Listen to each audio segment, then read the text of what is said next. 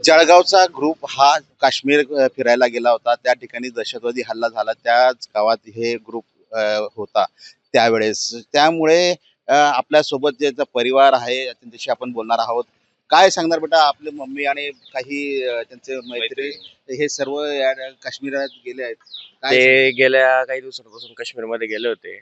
मी नुकताच काल पुण्यावरून आलो, जसं मला कळालं. तर त्यांनी काल सांगितलं मला, कॉलवरती मेसेज वगैरे केला होता की म्हणे आता सोल्जर्स वगैरे आम्हाला सेफ वगैरे केलेलं आहे म्हणे. मग आर्मीने तेवढं ऐकून जरा चांगलं वाटलं. बाकी माझ्या चिंतेतच होतो मी. बरं. कधी कळालं तुला हे सगळं? मला हे कळालं काल संध्याकाळी 7-7:30च्या आसपास. ती घटना दुपारी 3:30 वाजता झाली. 3:30 प्रवासामध्ये होतो. प्रवासात होता. यांना दुपारी ही घटना घडली. त्यामुळे त्यांचे जे मुलगा आहे तो या ठिकाणी त्यांनी सांगितलेलं आहे की कुठलाही या ठिकाणी धोका नाही आहे. आता त्यांचे मिस्टर आपल्या सोबत आहेत. सर, काय सांगणार, तुमचे परिवार जे आहे ते काश्मीर इथं गेले? माझी मिसेस ही जळगाव ऑल इंडिया रेडिओला नैमित्तिक निवेदिका आहे, उद्घोषिका आहे आणि काउन्सिलर आहे.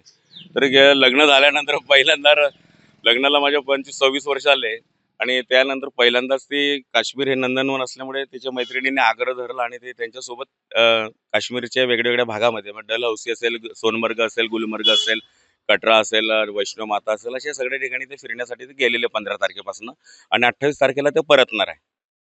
सर, ही घटना घडली तेव्हा त्यांनी ते मला काय संदेश दिला?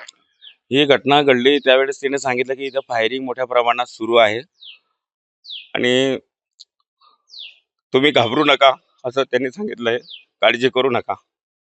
तुम्ही घाबरल्यासारखं वाटतात, पण असं काही त्यांनी मेसेज नंतर? कारण तिच्या ग्रुप सोबत जे होते ते काही जण ठार झालेले आहेत तिथे आणि डोंबिवलीचे पण लोक तिच्या सोबत होते. नालासोपारा, विरार अशा भागातले लोक होते.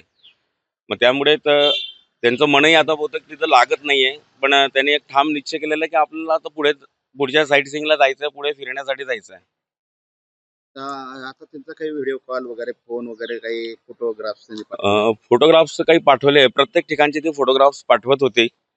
कालही तिने पहलगामला 2:56 3:15 वाजता 3 वाजता काही फोटोज काढले आणि विशेष म्हणजे तिने तो टायमिंग पण लावून ठेवलेला आहे कॅमेराला की हा फोटो किती वाजता काढला गेला, कोणत्या तारखेला काढला गेला, ते मला पाठवलेले आहे. अच्छा, पुढे आता त्यांचा पुढे त्यांनी दौरा सुरू केला आहे आता का? ते सकाळी 7:30-8ला ते कटऱ्याकडे रवाना झालेले आहेत आणि माता वैष्णवच्या दर्शन ते घेणार आहेत. 7-7:30ला ते कटऱ्याला पोहोचतील.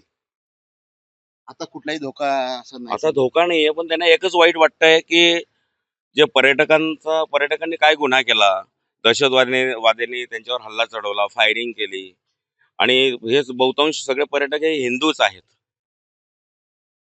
आपण बघितलं की जळगाव शहराचे जे वाघुर्ते परिवार आहे या ठिकाणी काश्मीर येथे गेला होता. त्यामुळे तिथं त्यांना जी घटना घडली त्या ठिकाणी त्यांनी त्या गावातच ते उपस्थित होते. मात्र आता त्यांचा संपर्क झाला असून त्या ठिकाणी कुठलाही धोका नाही आणि पुढे ते रवाना झाले असल्याची माहिती या ठिकाणी तुषार वाघुर्ते यांनी दिलेली आहे. संजय महाजन, साम टीव्ही, जळगाव.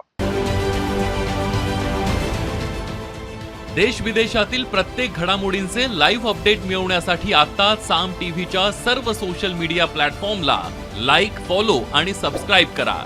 तसंच सर्व नोटिफिकेशनसाठी बेल आयकॉन प्रेस करायला विसरू नका.